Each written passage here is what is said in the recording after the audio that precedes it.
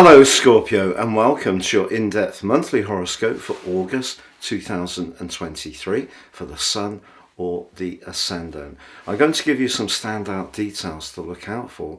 Please stay with me. I will then explore in much greater detail all the key timings and influences particularly relevant to your sign. I think this can be a month when your ability to raise your profile is definitely going to be magnified, and there are real opportunities to reach out and connect with influential people.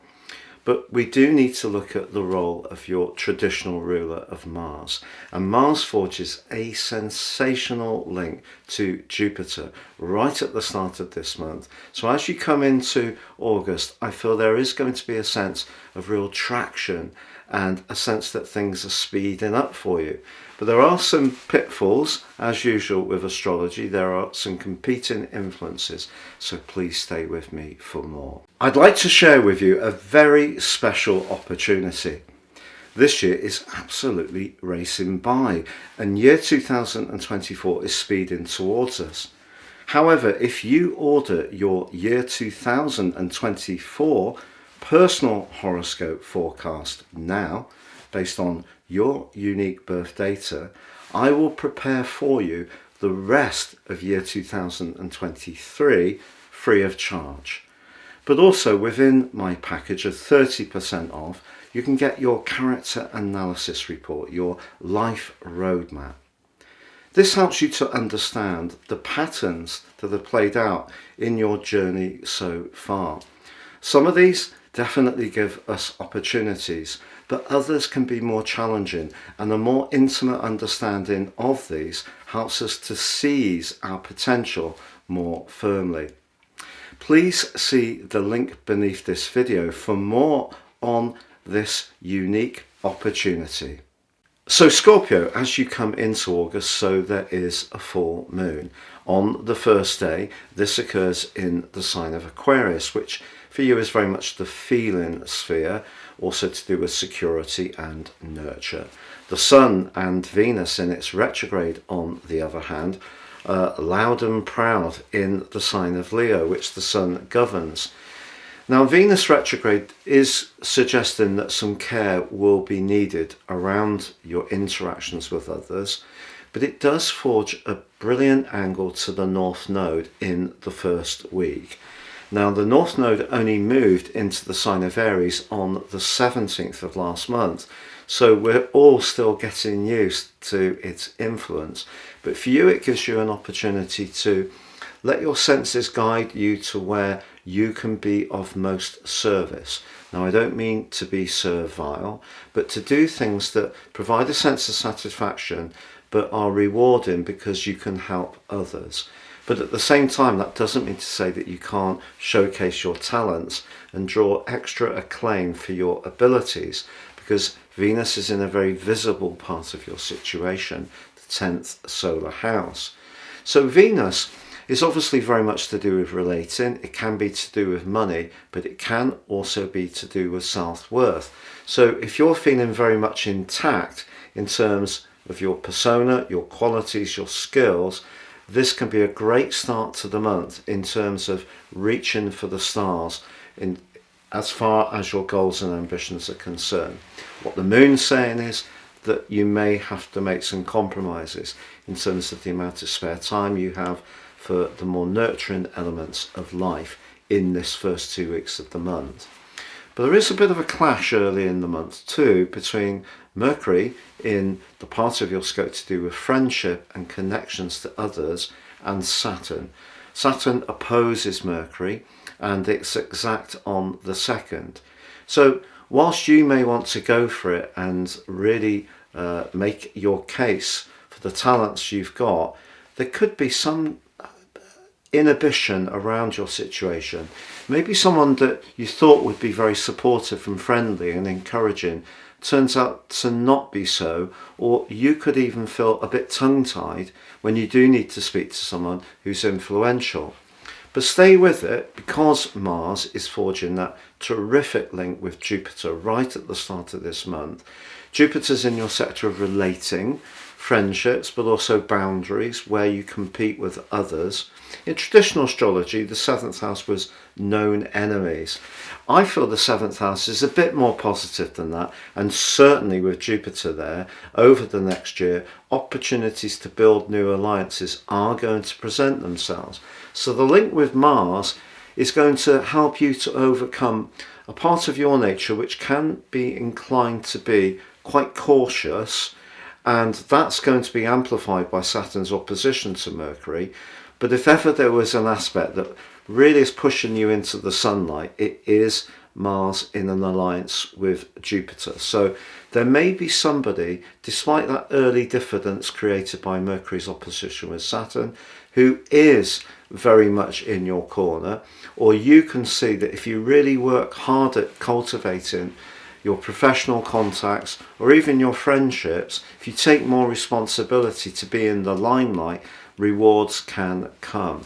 Now on the 4th, Mercury does go into its pre-retrograde shadow, so essentially it's slowing down, and this is the part of its retrograde. So when it comes out of its retrograde in the middle of September, this is the point that it will be within in its journey. So you may find something stumbles a little bit about communication, and maybe it is going to do with your social situation and friendships that goes in for a period of review.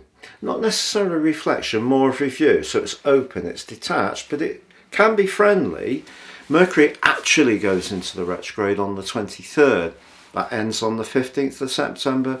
The post-retrograde shadow ends on the 30th of September.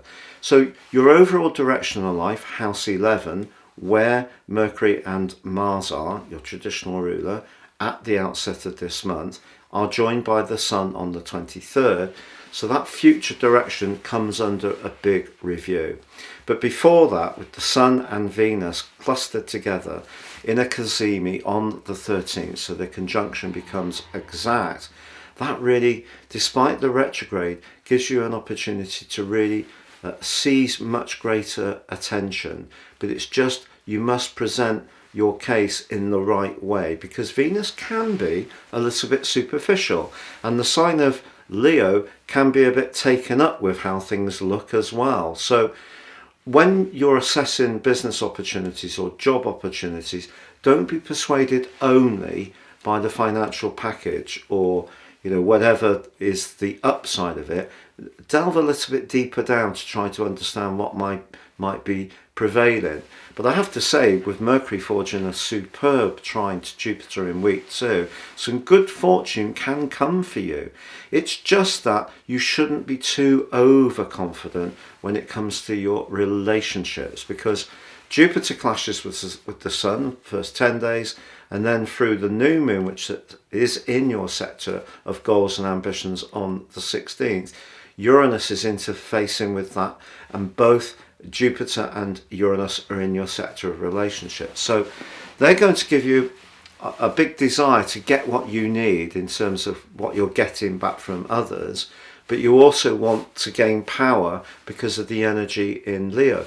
Nothing wrong with that at all, but you just got to make sure that if you're getting to know important players, that you're keeping them on your side. And sometimes the important players we need to keep on side are not necessarily the people we like. It's just the people we do need to cultivate civil and constructive relationships with. So working relationships require some care this month, not to try too hard, not to be too flamboyant, but at the same time use the rays of the Sun in Leo along with Venus to surely show that you have what it takes. It's just how this will be viewed going forwards, and that forward traction really starts to develop from the 23rd when the Sun moves into Virgo.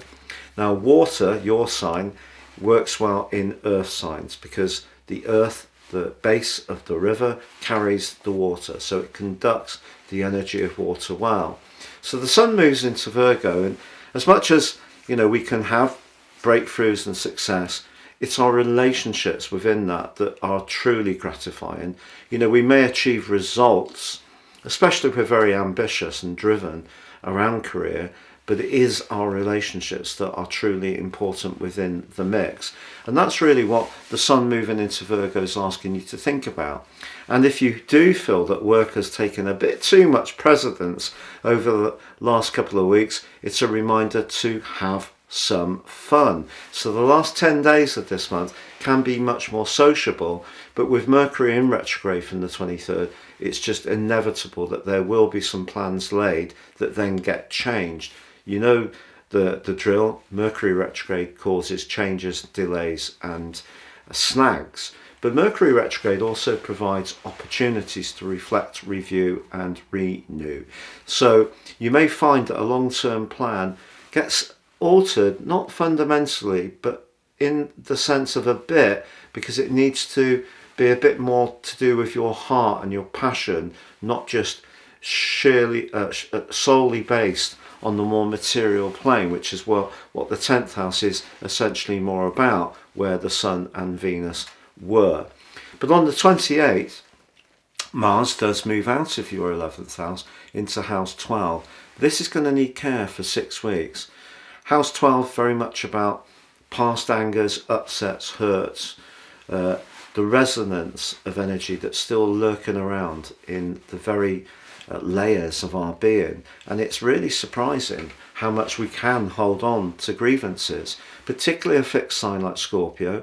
And Scorpio, of course, you have that side of your nature where if you're crossed, you don't easily forget. So there may be some reminders in the following 6 weeks that will need revisiting. But Uranus in your sector of relating does go into a retrograde, joining with Mercury and the aforementioned Venus, and that goes on through to the 27th of January. That's all about how you interact dynamically with others. And what Uranus has been asking you since 2008, 5 months, since 2009 March, all the time, is to make sure that your relationships are very authentic. So that may have led to some breaks, sudden connections, some instant attraction, some very intimate exchanges, but then breaks again. It just depends on your unique circumstances. But Uranus can make things happen quickly, but then separate us from what's not working well. But then on the 31st we have the blue moon. This blue moon occurs in the part of your situation that's to do with your needs as an individual. But Saturn is very close to the moon position, the sturgeon moon, whereas the Sun is in the sign of Virgo along with the retreating Mercury, your sector of the collective friendships, how you interact with a broader group of situations and people.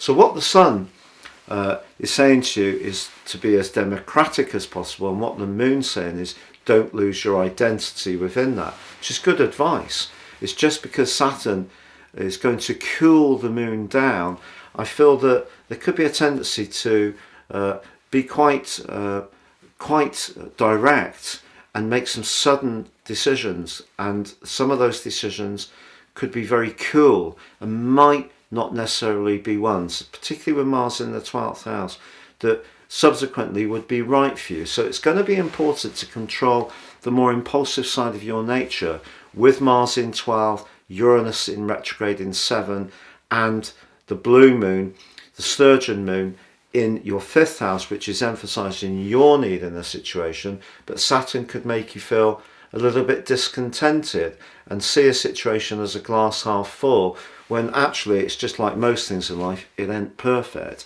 And the Sun and Mercury in Virgo kind of wants us to see things perfectly or experience things perfectly, but it doesn't exist. It's an illusion. So just be careful at the end of this month that the potential that the Sun and Mercury in House 11 are creating for future growth, that you don't cut it off because something doesn't instantly hit the mark, or you feel disappointed that a friend's not quite getting where you are. So that more ruthless side of your nature, to be really honest, may come more into the open at the end of this month. But the rest of the month is definitely an opportunity for you to enjoy some breakthroughs and some success, and for people to become much more aware of what makes you unique, very talented and worthy of much greater responsibilities and respect.